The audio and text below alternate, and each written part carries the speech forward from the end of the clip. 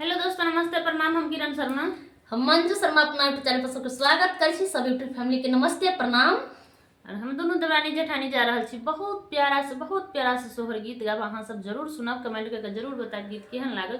अहाँ सब ज्यादा से ज्यादा शेयर करब, कमेंट करब और फुल वॉच करके अहाँ सब जरूर सुनब। प्यारा आशीर्वाद अहाँ सब खूब बरसाब। ललना रे जेठ रे बैसाख के पुरैनिया पुरैनी बतलहार मारै रे ललना रे ताही तारा जलम लेला बेटी की पिया बाबे पछ भेल रे ललना रे ताही तारा बेटी मर जालम लेला पिया बाबे पछ भेल रे ललना रे किए ओढ़ाओन किए पेढ़ाओन रे ललना रे कथिए जा रे भैसोइरी घर की पिया बाबे पछ भेल रे ललना रे कथिए जा रे भैसोइरी घर की पिया बाबे पछ भेल रे ललना रे गुदरी ओढ़ाओन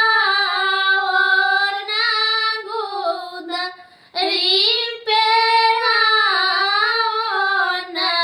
रे ललना रे तिलठी जरे बैसोइरी घर की बेया बाबे पछ भेल रे ललना रे तिलठी जरे बैसोइरी घर की पिया बाबे पछ भेल रे ललना रे सावन भाद के पुरैनिया पुरैनी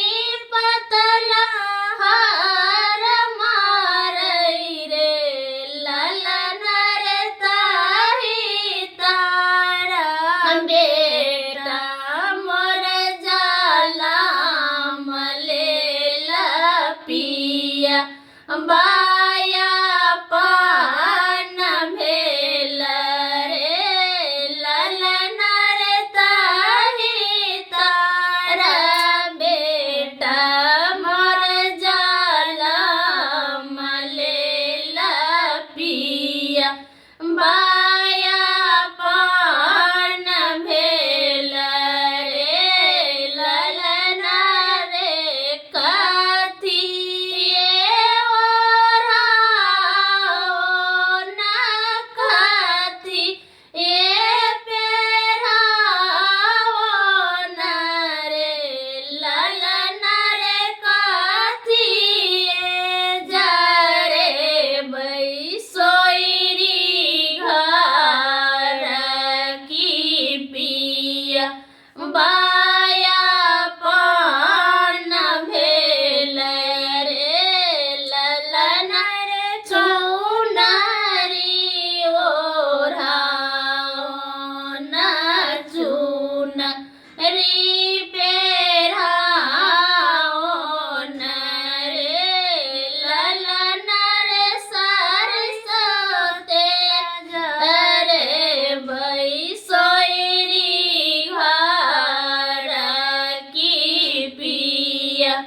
बाय।